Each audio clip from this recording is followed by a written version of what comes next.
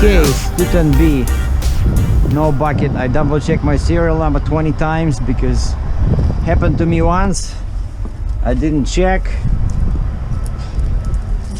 got loaded, and then the guy comes out of the shed to check, and he says, "Hey, you got the wrong machine."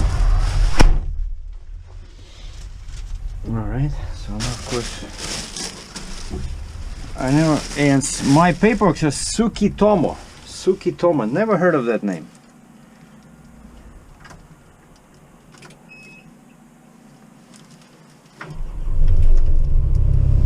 Now, see, I like it when it's brand new, you know. Okay, where's that little?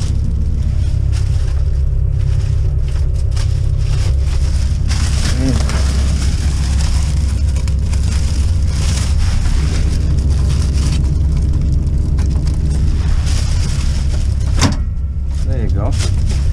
That's kind of like a bit stupid.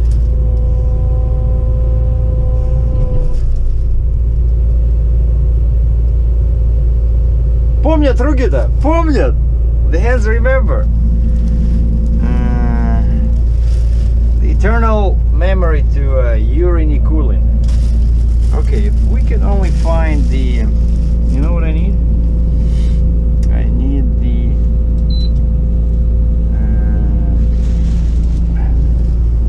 like, where would they put the wipers? It shouldn't be somewhere too far, right? Because you need them. You need them. But these guys covered everything over here. Okay, that's your radio. Okay, we don't want the radio. That's your... okay, that's the speed. Oh, windshield wipers. Wow. Oh, and there's two positions, 1 and 2. Perfect. Well, now I also saw a brake in here somewhere. No, that's a stop. Yeah, normal excavators, they don't have anything.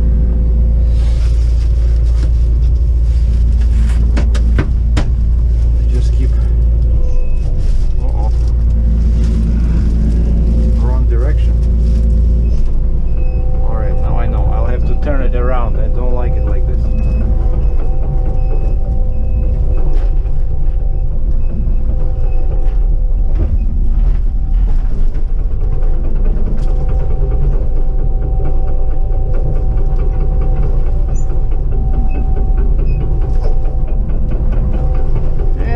Sergei is driving a Sukitomo.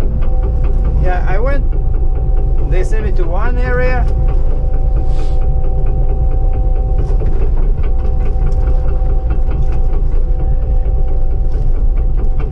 They sent me to one terminal that I never been at before. I go there and I said, I never been here. What's going on? I always go to shed 5 or 12 near the water.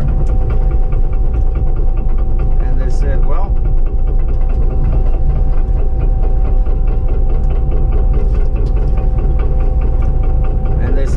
well, actually we have a mix-up over here. Your machine is at Mid-Atlantic.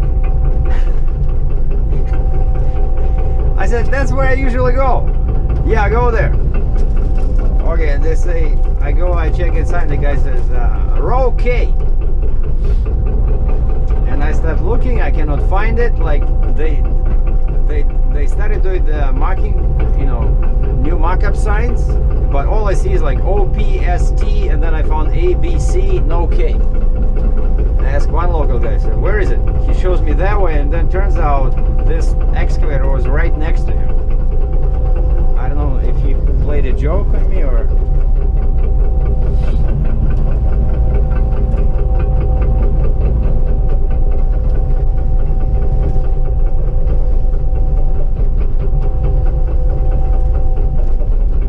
Very exciting.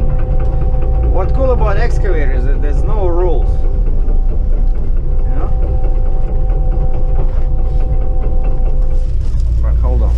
like this.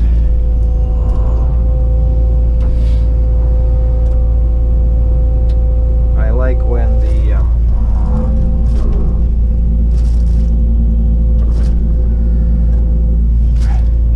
yeah, see, like this. Now you can turn.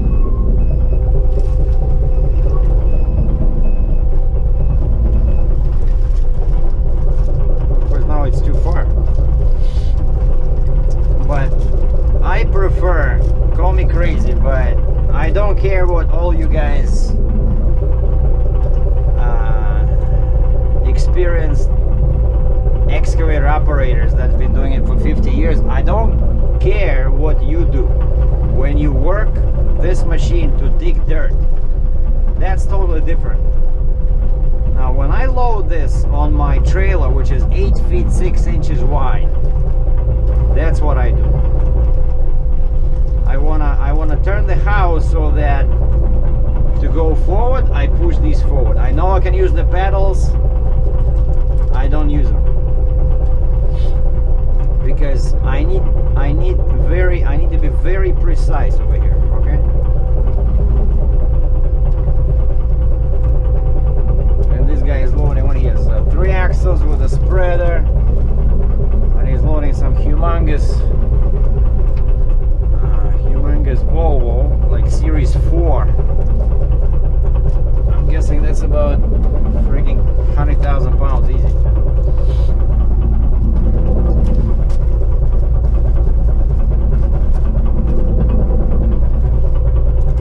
Alright, and here we go. So it only took half an hour of driving.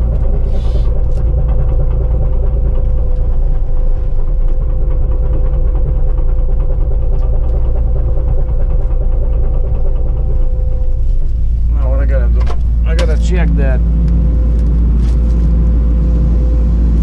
Okay, see, it was not level. I'm turning the house a little bit so that I know. Okay. Oh yeah, that's maximum. Yeah, see, I know how to use these, right? I know. So that's fine. But just when you're driving, actually, like on open space, that's fine. But when you want to be precise, it's not fine.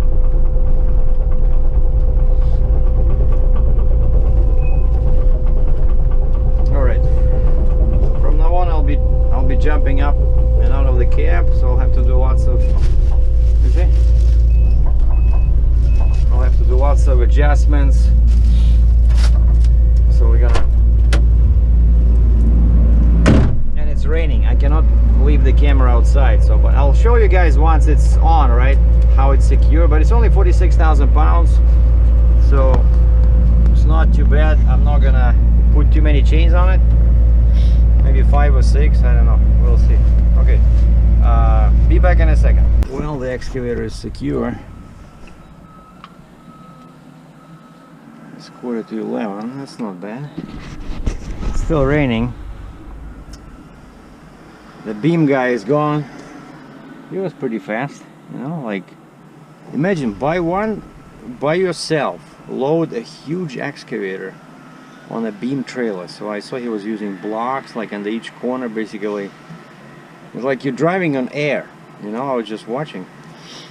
So he dropped the trailer, right, and then he drove over, and he was turning the cab to be able to see. Like, it was pretty cool. He turned the cab like this, you know, and he was basically going kind of like sideways, but he was right in the middle between his main beams, and then he just loaded on the blocks, you know. So the excavator is not touching the trailer, it sits on blocks on each corner, and then he hooks up to the trailer and raises it, and voila, the blocks are now loose. You can remove them, but very tricky. I don't know, like, and to me the whole idea that they only have 2 beams, right? Like, I have 4 beams on my trailer, I have 2 beams, and of course the balance, the way the machine is loaded, should be perfect, otherwise I'll start, you know, moving.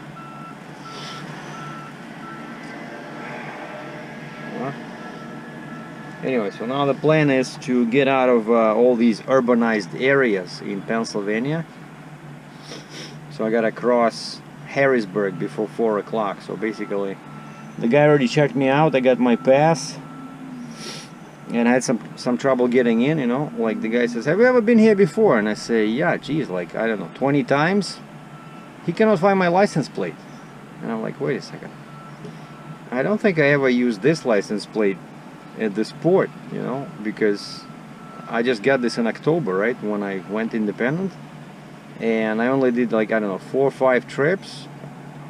I don't think I came to Maryland. And plus, that was a Mac, right? And so the guy said, okay, this time I'll let you in. Next time you have to, before you come here, you have to register on emodel.com. Because I got my tweak card, everything, right? But because the plate is different, you know, they cannot find you.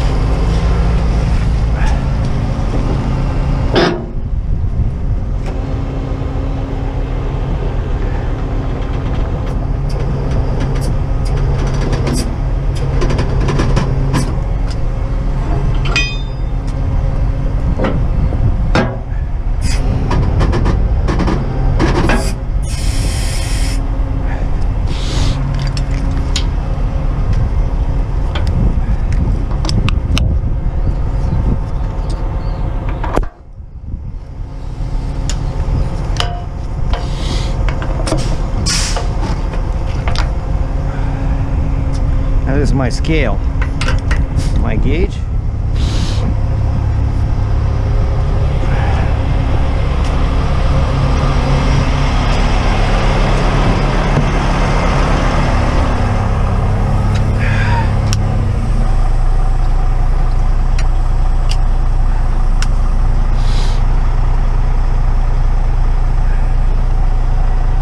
Maybe let the air build up a little bit.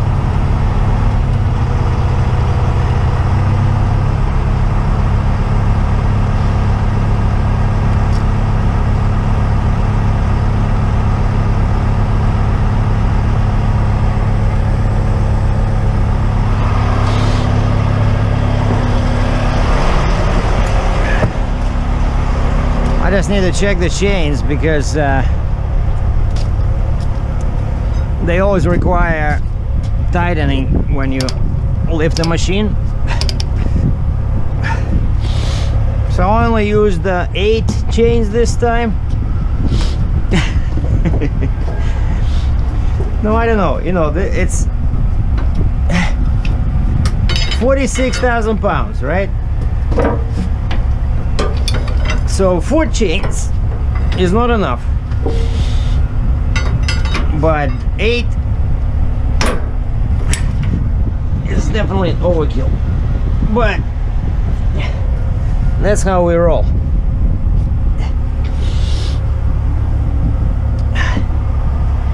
And so I put, yeah, like I just don't like this angle. See the way they put these and those holes are too small, so I had to use my shackles. But like the angle, and it's very difficult to tighten the chain when it's this long, you know. And so of course most guys just would put a chain on each corner,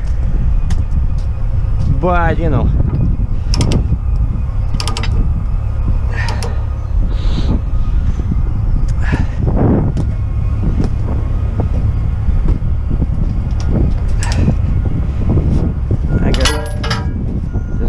double check the height.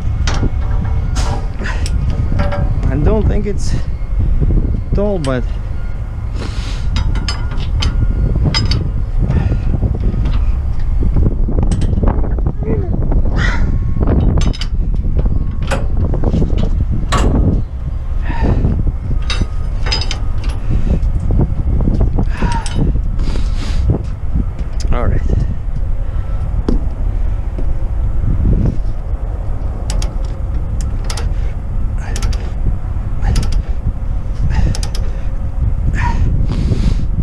check the suspension. All airbags are cool, and I got my permit this time with this axle up, so I'm just running. See, this is 60 inches. Over here it's 120, like on a flatbed. Very cool. Okay, these ones are up. Everything is cool.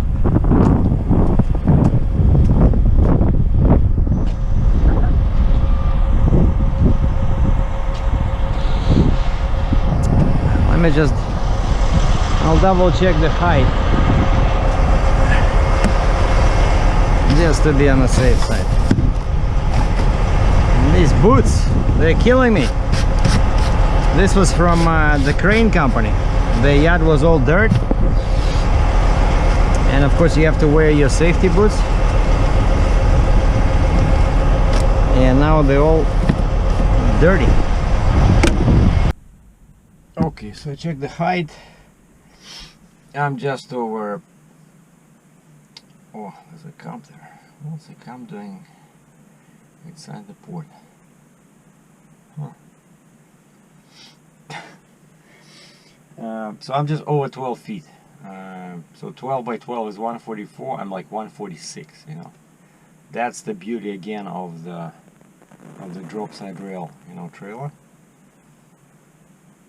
But when you load, it probably would be a little bit easier to load if there was no, you know, raised center, you know, if you just have a flat deck. But then the angle would be steeper, like the way when I roll on, you know, because my sides are so low when they lie on the ground. Like, I no longer have to do this, you know, like when I had my Kaufman.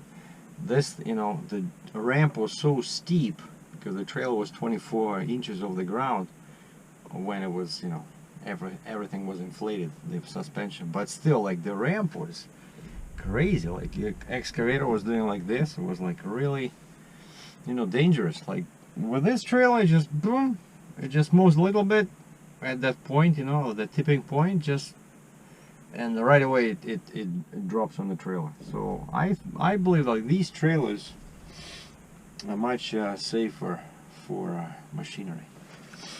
Okay, the freight broker, I sent them an email. I said I'm at the port loading, and they said send me an email when you, okay, now I'm just typing, when you're leaving. Done loading, leaving port,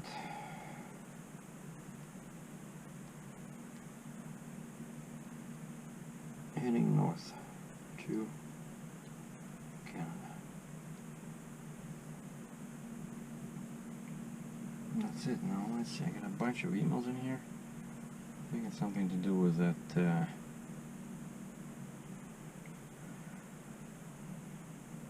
City of Aurelia approved, but signatures not acquired. Aurelia Power is suggesting driven route survey when wanting to speed up the process. Otherwise, you're up to the timeline to get to go and manual measure lines. I assume this process would help Bell as well, who hasn't returned my call. I'm not sure how much a company would charge to perform a physical route survey. Region of York will need to be reapplied for when we know firm move date. Okay, let me just make a quick phone call. I gotta call this guy, the broker with the big loader, and see what's going on. What does he want to do?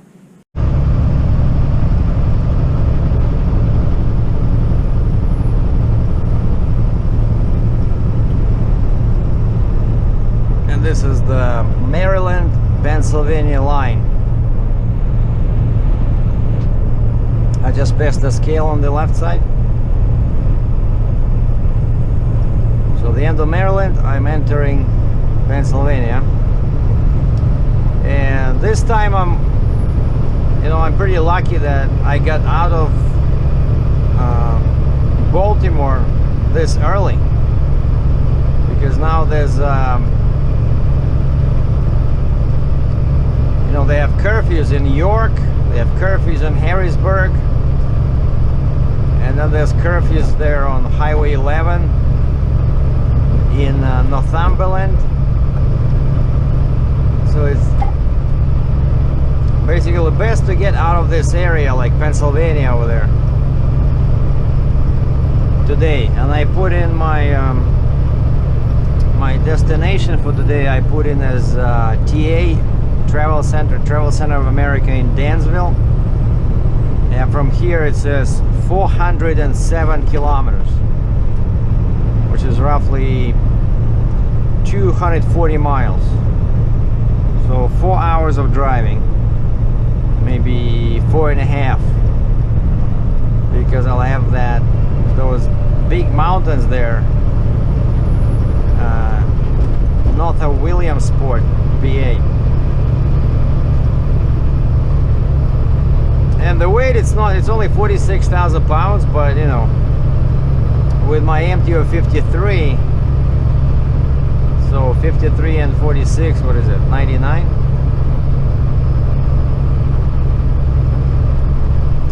But the truck pulls like a champ. And that's the sign, Pennsylvania. Welcome to Pennsylvania. Pursue your happiness.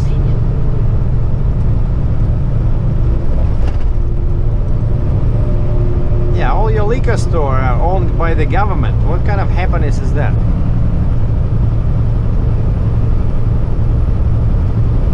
Alright, so 1 done, 2 to go. Maryland done,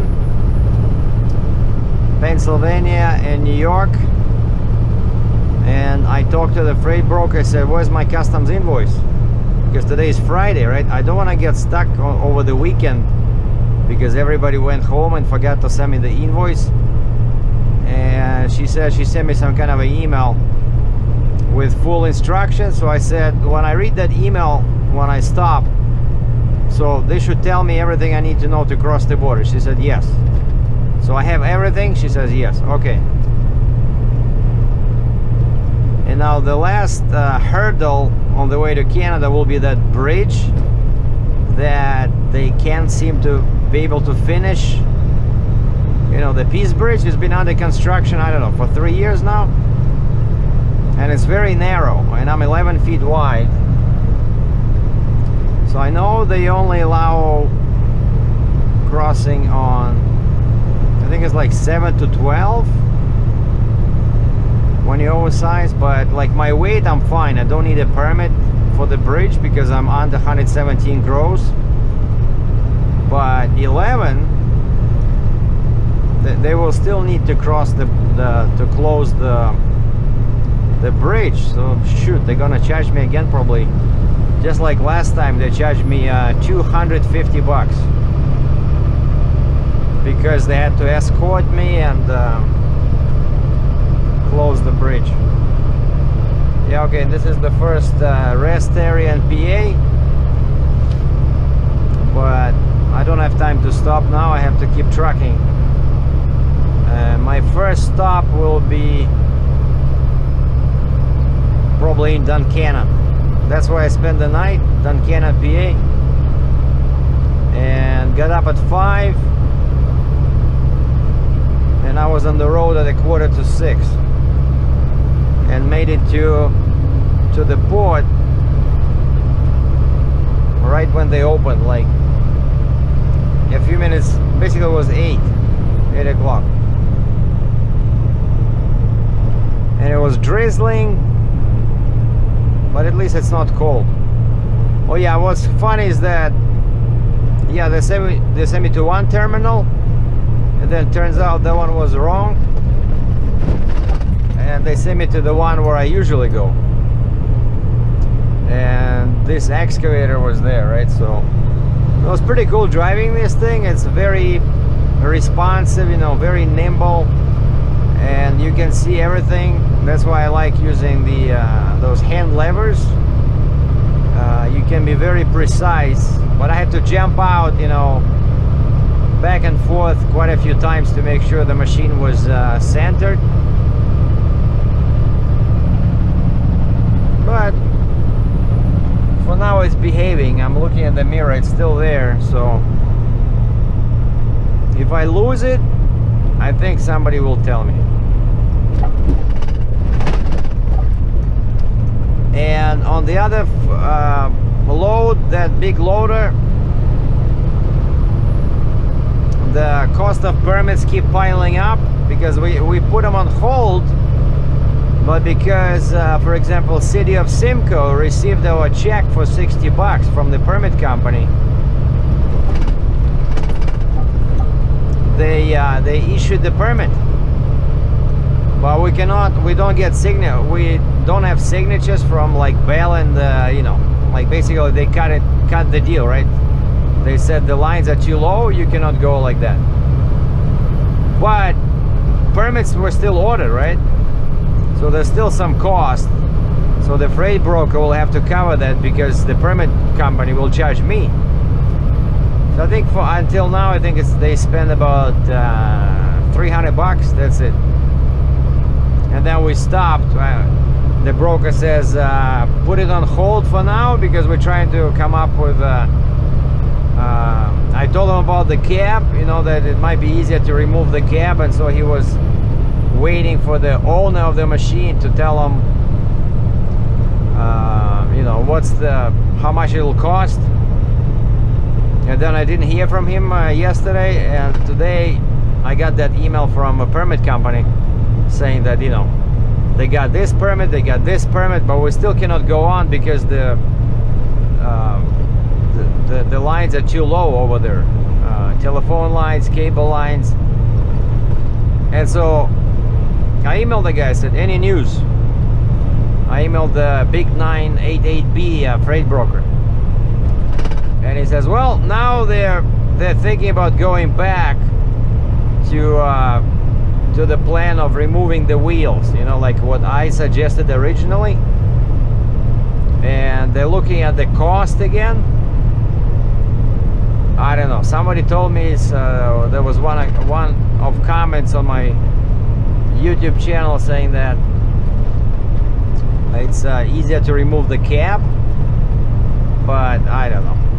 So it's not up to me basically. So whatever they decide, if they decide to remove the wheels, I said I'm just doing a quick trip from Baltimore. I'll be there Monday or Tuesday, and I can load. So I'm still interested in this load. Like, don't write me off. Don't look for another truck. My truck is your truck, and hopefully they figure out something by the end of today.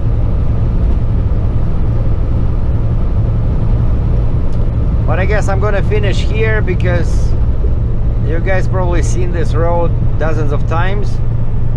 I showed you loading, I showed you driving in the port, I showed you driving in the truck, I showed you the chains. Oh yeah, if somebody can come up with some spots where I can put more chains, let me know. So for now I have 8 on the 46,000 pound excavator. If you guys think I need more chains, let me know. And it's a joke, okay, it's a joke,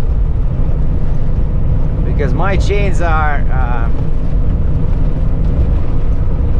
11,300 pounds. So one chain can hold 22,600 pounds, like one long chain or 2 short chains. So 4 chains is good for 45,200 pounds. But this machine is 46, and so that's why 4 chains is not enough.